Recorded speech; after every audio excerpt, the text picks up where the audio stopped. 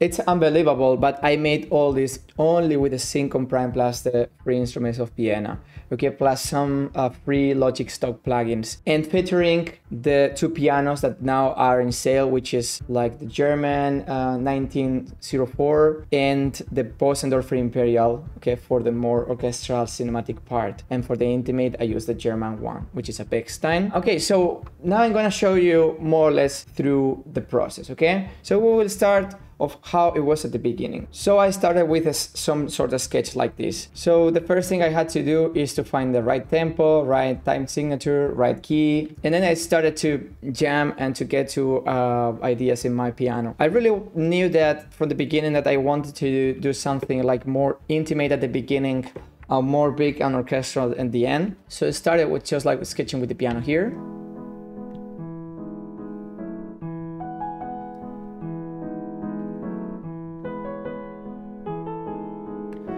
And then adding the short strings to accompany the piano.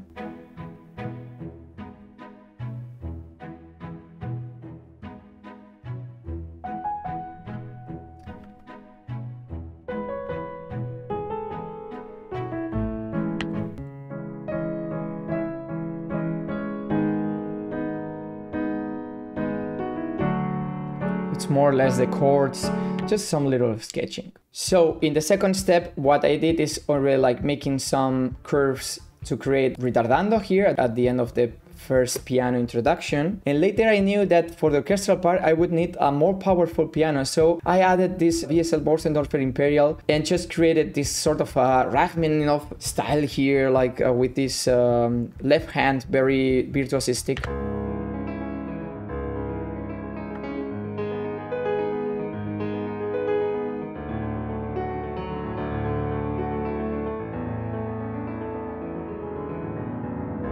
Okay, of course, I cleaned this up and I added like long strings to this part plus transition, which allowed me, this library of violin runs allowed me to do this transition. And in that moment, I put it together with the normal violins.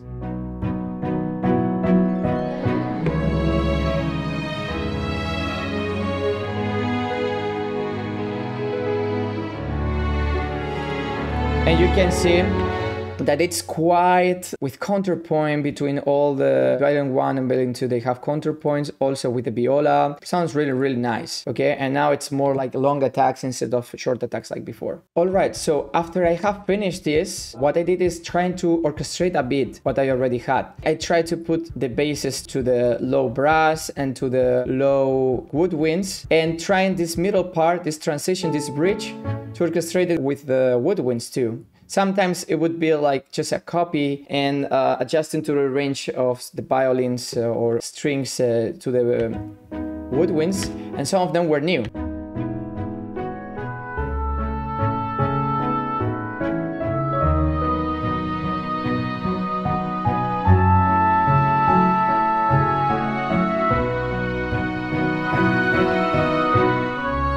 Where this which is the motif that connects first part with the orchestral big part, appears here for first time in the woodwinds, which is also played by clarinet and oboe. They do all the same at unisono. So at this point, the next was just to all this part to orchestrate it with the brass too, together with the strings. In order to orchestrate here the brass, I did something that can be very useful. The violin is doing something like ba-da-dee-da-da-dam, ba-da-ba-ba-ba-ba-ba. So I divided this motif between the horns and the trumpets. So the trumpets do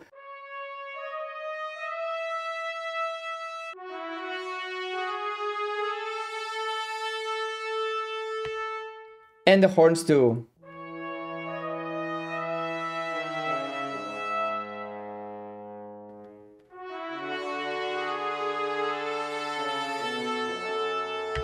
Which is basically what the violins are doing here. Let's listen to the violins now.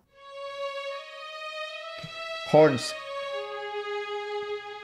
This goes to trumpets and horns. Why I do that is just because I know that the violins can do it all because they are very agile. But I think that for the brass, it's nice if you have like smaller motifs, more solid. And I didn't do still the woodwinds. But what I did is to add this big band orchestra patch. Why is that? Because I think that if you play this, even if you put it at a low volume,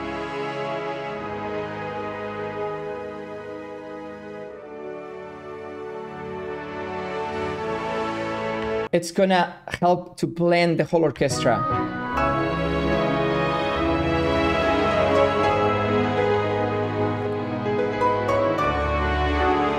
And I also have to say that in order to control all this, if we explore the, like you see the expression, I haven't made many things, but to the modulation, I try to make like quite up and down curves, okay, like really big, so that it's more expressive, okay? So that's how it would sound the middle part with that.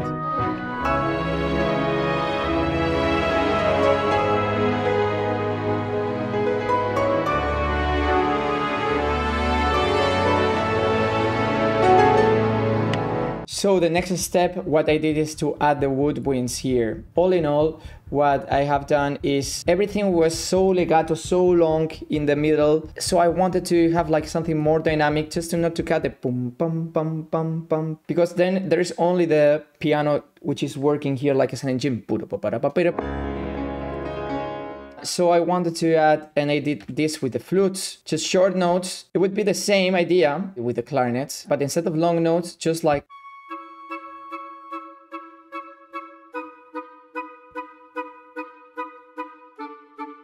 horns and English horn, they do long.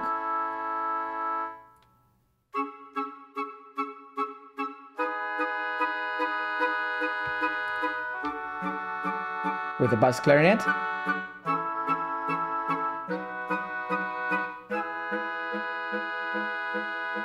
Something like that, so that the woodwinds would give a little bit more like movement there.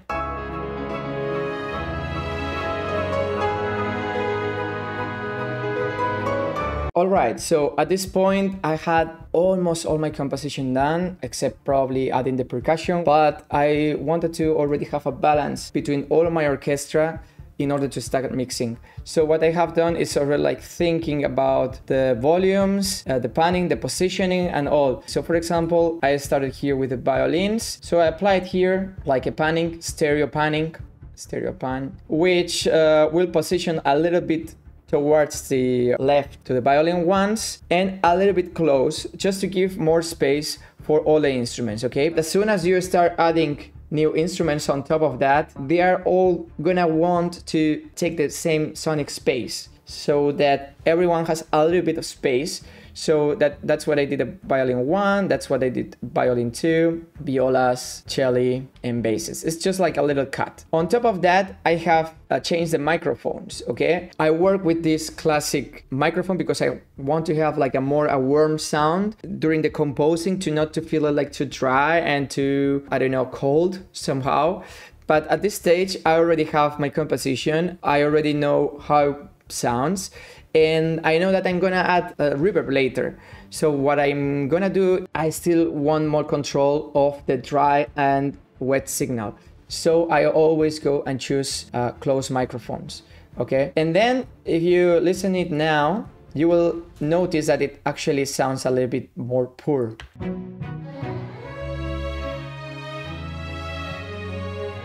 There's a lack of body in the sound. But I will fix that later with the reverb. That's no problem for me. Also, I wanted to point to EQ, okay? In this case, in order to avoid frequency stacking, important cut in the low end of the violins where they cannot possibly play, okay? So just go to your keyboard, you play the lowest note that the violin can play, and then you start moving this. There's a moment where you start feeling like you're losing the sound. Here.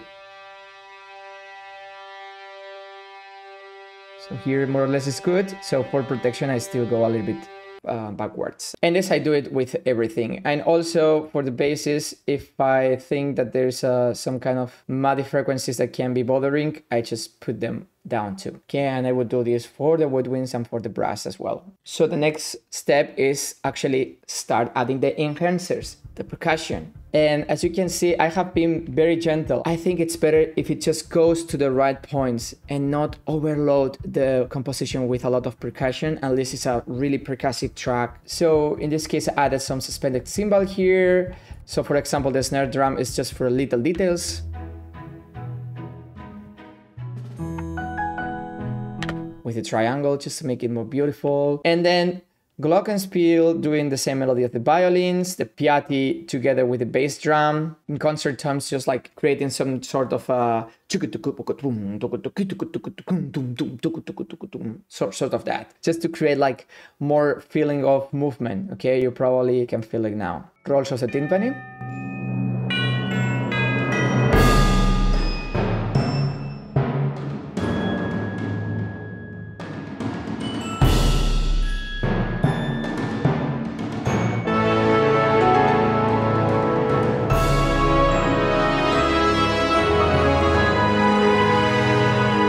So it's something that it's there, it's helping to enhance the points and to feel with these tones in the middle, but it's not something that it calls your attention like so much, okay? I think it's important to understand what is the role of each section or of each instrument inside the composition. So now we have come to the part where we have to mix. And in order to mix, I always follow this process, okay? So I open my mixer and I start like doing it by section. So first of all, I have to make that my whole string section sounds balanced and right. And then I also combine it with the reverbs, okay? Only set 2 reverbs to be like a general bass for all the track stacks here, all the stems where all the strings go or all the woodwinds go or the percussion. But I set the send in pre-fader. Why is that? Because I don't want this fader to affect the amount of signal I want to go through the reverbs, okay? That way I can send as much reverb as I want to this from the strings, and from here I can control the dry signal, okay? Just a dry signal, and it won't affect to the amount of strings that go through the reverbs. Let's listen, for example, here.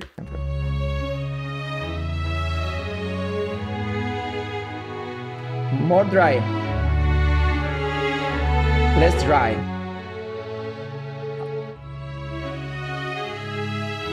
You can control the amount of reverb that you want. Remember that this one that they call reverb, which has the chroma verb, it's more like to warm the sound, to complete the sound. And this room with space D, to have a convolution reverb that kind of puts the sound into a whole. Okay, so I would do exactly the same for everything. For the woodwinds, for the brass, I would try the brass to sound quite balanced between them.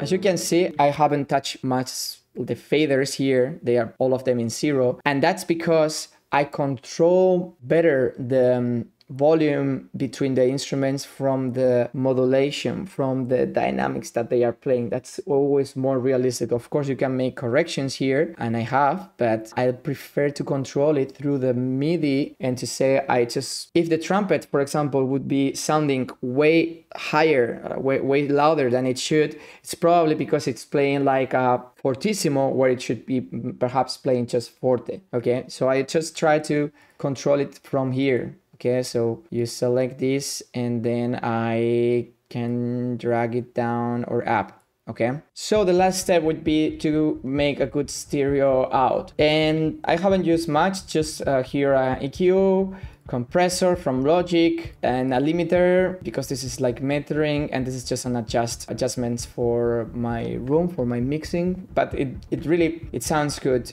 without that plugins that are not stock plugins too. Yeah, it's just like sounding it up. We're gonna play it through and you will see in each moment what are the instruments that we are using. So let's go for it.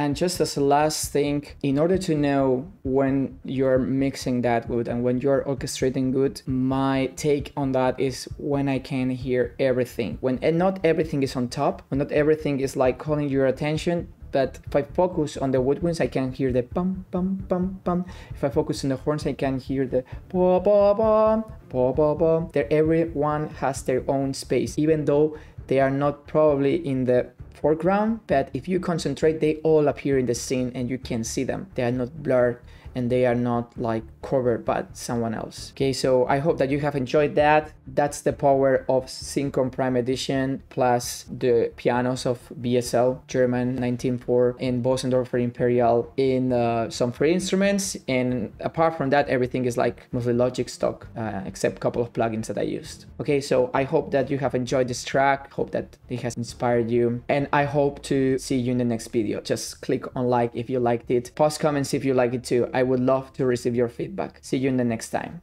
Bye bye.